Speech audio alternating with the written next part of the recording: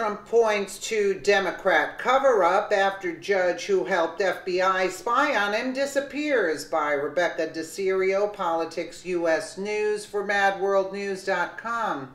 President Donald Trump told the American people way back in March of 2017 that Barack Obama had wiretapped his campaign, causing the mainstream media to explode in utter disbelief. They were actually laughing at him.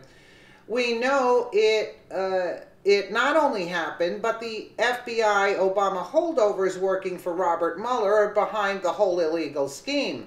Now Obama and his deep state minions are panicking as the FISA court judge who signed off on the wiretapping has mysteriously disappeared. Really? When President Donald Trump tweeted in March of 2017 that Barack Obama had wiretapped his presidential campaign, the backlash from the liberal media was wild. They thought Trump was crazy, or they said, how dare he sully the legacy of their golden boy Obama. Yeah, what a golden boy. You see, Terrible just found out that that Obama had my wires tapped in Trump Tower just before the victory. Nothing found. This is McCarthyism.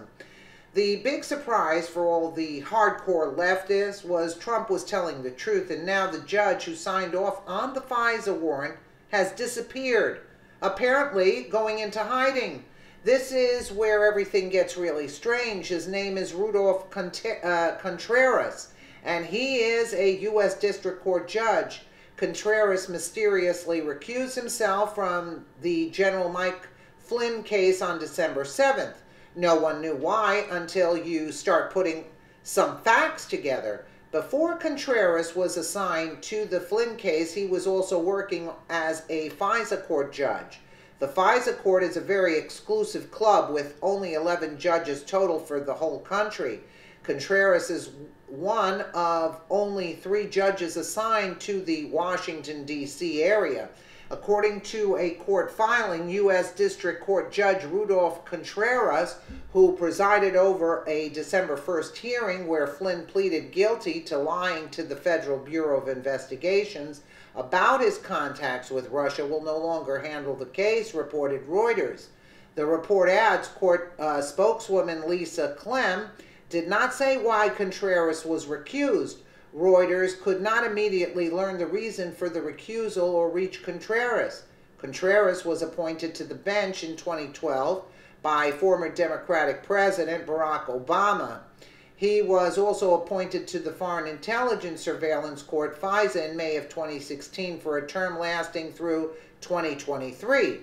So, to understand the gravity of the dirty deals going on here to protect the illegal scheme to oust President Trump, we need to see where Contreras fits in and why is he running scared now. The conservative treehouse points out the probability that Contreras not only signed off on the FISA warrant, but knew it was a load of crap. Remember, the evidence to grant the FISA warrants were based on the fake Russian dossier that Hillary Clinton paid for? Perfection. That's the way I like it stated. Hillary Clinton paid for. The warrants were so egregious, the request was first denied. Then something happened, and the FISA court finally signed off on the wiretapping in September, October of 2016. I'm betting that something was extreme pressure on Contreras by the deep state operatives and by Barack Obama himself. Now, here is where it gets complicated. Why would Contreras recuse himself from Flynn's case after he at first presided over Flynn's first hearing? If he had a conflict of interest, he certainly had that conflict before the first hearing. Yet, he didn't recuse himself until after Flynn's big hearing where he pleads guilty. Did Judge Contreras sit on the initial Flynn plea hearing so another judge would not see the FISA information, recognize any problems, and maybe not approve the plea? In fact, Judge Contreras recused himself only a few hours after the House Judicial Committee hearing, where Representative Jim Jordan told FBI Director Christopher Wray he is demanding to see the original FISA application, reports the conservative treehouse. Bingo! Contreras heard Representative Jordan demand those FISA applications, and the U.S. court judge knew it was time to go into hiding. Contreras could have been blackmailed to sign off on the FISA warrants. There are so many unanswered questions here. Sure, definitely.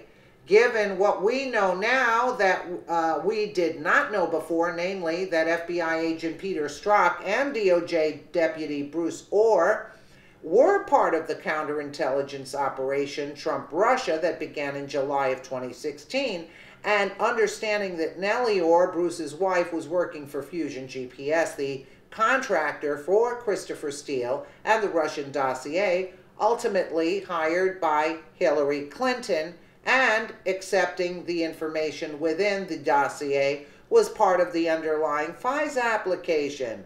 The entire construct of the FISA application is suspect, exclaims the conservative treehouse. The FISA application is not just suspect, it's a pack of lies. This is why Contreras is running for the hills and probably fears for his own life. My fellow Americans, someone in this cabal of rogue actors is going to turn state's evidence to avoid prison time, and Judge Contreras is a possibility. He had the scruples to at least at first deny the first application to spy on Trump. Whatever forces caused the judge to approve the second FISA application, his approval weaponized those rogue FBI agents to spy on a candidate for the presidency. This is how banana republics work, and it's my opinion that this goes all the way to the top, to Barack Obama. Obama must have been briefed on this investigation, so sit back and watch as the rats start attacking each other to save their own skin.